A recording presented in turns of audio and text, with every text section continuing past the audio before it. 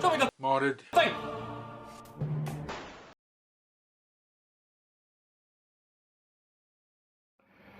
Hi guys, welcome to episode 50, half a century of Show Me the Modded Thing. As usual, deadline is the 13th of the month, uploaded on the 20th. Sorry this is a bit late in the day, I've been inundated with work, but here we go. First up we got Prickly's Nerf mods, and he says this has been a massive undertaking, creating the most overpowered Power Strike 48. It has a fully upgraded internals that can work with full or short length darts, has an integrated silly shell powered XBZ along with electric pump to fill it, has a pressure gauge for the tank, flashlight and so much more. The blaster uses shells from 14 other blasters and 15 types of adhesives, putties, etc. One of the main parts is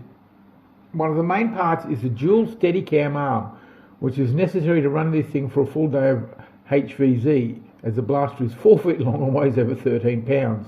The arm helps a lot, as you can basically just carry it with no hands. There we go. So this is definitely an example of somebody who's got far too much time on their hands. This is amazing. It's just absolutely enormous. I would say, judging by the look of it, it weighs more than Prickly himself. It's just I'm just in awe of this thing. There's so much in it. I don't know where to start. I mean, it looks like he's added too many handles for a start. There's stuff all over the place. Love the colour scheme. Nice orange safety tips, of course. Tiny little orphaned scope on top. It's sort of like, what am I doing here? Oh my goodness. And that appears to be a Firefly rear end. Still looking for one of them. Can't find it anywhere. It's an absolutely amazing piece of work. I love the little blue badge. Is that some kind of cartoon character? It seems so familiar. And all the big hex nuts all over the place. A little bit of steampunk feel there as far as I'm concerned, but I could be and probably am completely wrong. It's absolutely amazing. Just having a look at this rear end again. I'm not sure I've got it right on the Firefly rear end. I think I might be wrong. It looks a bit deploy-ish to me. But who knows, very nicely done. And I like the fact that the paint's a little slightly glossy. It makes it look so much tougher. Wear and tear, etc. Very nicely done, Prickly, very nicely done. Okay, next up we have the Prince of Jank. And as you know, he's a prince of very few words. And what he's got here is his modded paintball splat blaster. He says he's removed the barrel from it and replaced it with an inline clip. It can fire 2 full-length or 4 half-length darts in a row. And I do not need to flick the blaster most of the time depending on the dart type and fit. It fires hard, but I don't have any FPS readings as I don't own a chronograph. Okay, somebody send him a chronograph. Yeah, we'll get that right one day. But lovely stuff. Looks actually quite slim and straightforward. Very nice looking blaster as it is. And he's given us a video of him shooting it, which is fine. Now I've just repositioned it so you can't see his face. It's not because I don't want not because I don't like the look of him. It's just, for safety reasons and YouTube's algorithm that doesn't seem to like having children on screen. But you can see him firing the thing and it kicks like a mule by the look of it. Very nicely done. Keep it up, Prince of Jank. So it's everybody's favourite nutcase again, Papa Bludgeon here with Bouquet's pistol. He says this is another Go Ju Jer inspired build based on the pistols used by the character Bouquet, a pair of dart zone buccaneers that were used in the build with the dart posts and ARs removed. I then created 3D printed parts to resemble the flower elements from the reference photos. I did have to heat up the 3D printed parts in order to get them fit the blasters. I'm assuming he means by curling around the body shape. I then used some Sharpie creative markers to do the paintwork on the body, and I'm quite happy with the results. Oh, that's pretty impressive, using Sharpies for the paintwork. Yeah, that's pretty impressive.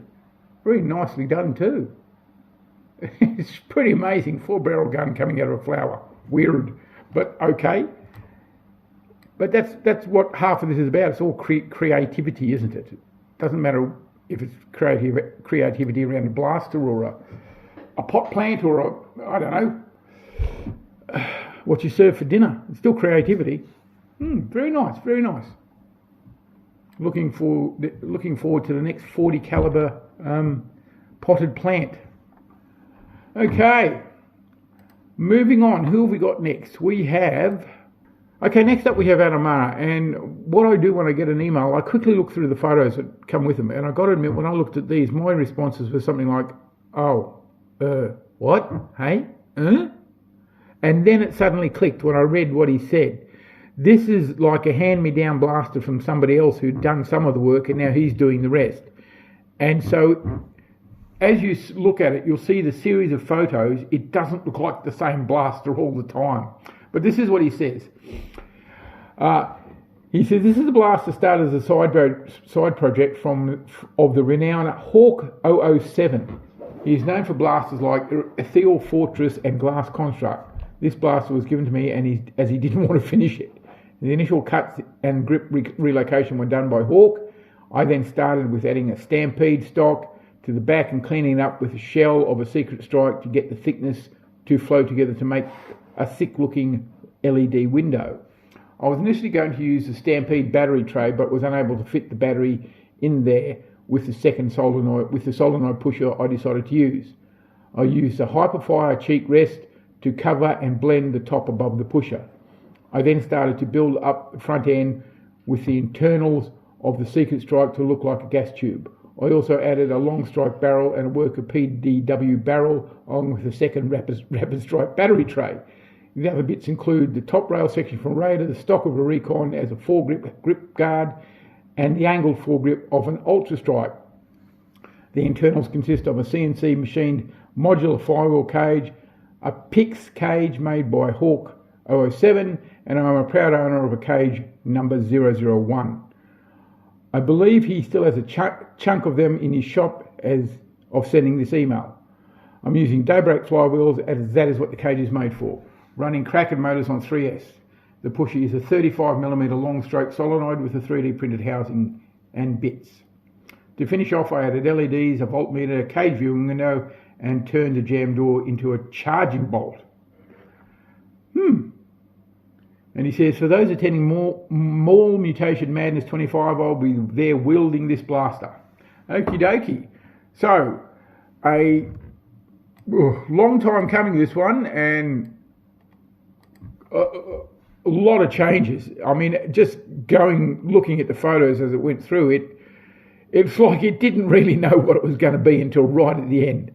But it finally got there, and it looks pretty good. I'm a fan of bullpups always. But it just changes and grows and bits come out here and there and everything. And finally, when you get right to the end where you see the finally painted piece ready to go, it looks really cool. Very cool. And it's amazing. You see it once it gets a coat of undercoat on it and, all the parts are brought together. It's amazing how it just unifies and it makes it look just really, really cool. And then you get the final paint work and you're ready to go. Well done, Adam. Well, really like that one. Okie dokie. Who's next? Oh, okay. Here we go. Yes, it's Clowny Nerf. Now, what's he got for us? A pair of Rebel Sweet Revengers. Only internal mod done is the removal of the ARs and some threaded tape under the O-ring. I have a long lost list of cartoon characters that I want to paint on blasters. They can take some time to do depending on how complex the character is and the colour match. Beetlejuice was a particular pain, never doing stripes again. Curved surfaces and straight lines don't play well together. True. I would suggest next time you want to do straight lines on curved surfaces, Clowny, try some automotive pinstriping tape. It's specially made to stretch over curved surface and remain straight. Give it a shot. But these look cool. I love them. I especially like these managed to keep, some safety orange at the front. Always a good idea. I quite like Beetlejuice. It's pretty cool. Lovely work. Very nice. And I would never, even with automotive pinstriping tape, be able to get nice clean lines like that. So Well done indeed. I have no performance figures whatsoever, but other than that, really nicely done. Love it, absolutely love it. Kind of like the dinosaur too, he looks kind of happy. Okie dokie, next up we've got Darty Base Dart. Okay, he's done some work and he's got a couple here. The first one is Fortnite 911, done as a gift for a friend. Cosmetically, from tip to grip, it features worker threaded flash hider up front and two-tone black and blue colour scheme with dry brushed wood grips. Okie dokie. Accents are in aluminium and dulled chrome. The slide has been cut out to show the breech either closed or reveals a stimulated 45 cal cartridge fashioned from junk when priming. Okie dokie. And lastly, the trigger has been drilled out to give a meaner shadow. Okay. Internally has a 2-shot inline magazine with a follower made from scrap air restrictor and a light spring to automatically seat the second shot without doing the whole shaky bit. Apologies for only 2 picks. As I said, I no longer have it in my possession. The next one he says is called Howdar Doody. So named, if not a little unimaginably, for the Howdar pistol, of which it is an anachronistic representation. Dumb name aside, the inspiration actually came from the enigmatic Warcom S7 in an old video. Waxed on about his love for iconic blasters, but went on to say that it offered very little as far as mod potential. Around that time, I obtained a Sonic Red barrel break 1x2 at the thrift store and set upon doing something cool with it. Cosmetically, it boasts a simple blued steel and wooden look, while the barrels have been chopped and sectioned for that coach gun vibe. Functionality, it has been re-engineered to fire Colonel Wasp Firefly shells using its original manual of arms. To do so, I had to remove the dart post and use cookies cut from mega darts to create compressible gaskets. Oh, I see. In concert with the breech bits made from a Nerf cosmetic barrel, the shells hold straight and seal nicely when the action is locked, effectively making it so the shells are now dart posts. It needed a bit more poop though, so it has a 1-inch spring spacer that tightly fit around both plunger tubes, giving it some pre-compression. There is some dead space reduction inside the plungers done with cut-out elite darts and some plastic drinking straws as well, which gave it another little boost. It hits at 95 foot per second, so it's good for clearing corners in a CQB scenario, especially with the ability to fire up to 8 50 cal foam balls with a single trigger pull. And, he says, the split trigger still works if you need to give them the old one too. Okay. All right, always doing something creative and really interesting. I mean, as far as things go, making really technical builds so far, I'm 0 for 2, but this is pretty clever. I've seen these around. I'll have to keep my eye out and pick one up, but this is quite nice. Nice, straightforward paint job and safety orange, and I love the whole idea of loading shells and firing darts from shells which you then eject. Lovely stuff, Darty. Yeah, such a creative builder, this fella. Okie dokie, up next we have Jerrico, and he says, here are some beauty shots of my completed X-Shot Ragefire minigun with spinning barrels, and cheaper than the Hasbro version, and looks better too. This has been added to my steampunk collection and is used for my Dark Horizon cosplay project and represents a huge cannon used by super soldiers in the movie that never got made. This is the big villain's gun that is mounted on jeeps and battle tanks and is modified for handheld use. The main character kills one of the super soldiers and gains access to this mighty weapon, using it in the final battle to wipe out an army of super soldiers. In character, it uses plasma-based gas cartridges to fire metal spheres, superheated and propelled by alien technology reverse-engineered by the mad scientists that work for the villains. I cosplay as Jake Trenton in 2024 at all the conventions I went to, and I took this with me to do as many photographs as possible. So I got a load of movie posters made with some screenshots showing what the film could look like if it got made. I did this video blog all about it, and here's a link to the video. I'll put that down below.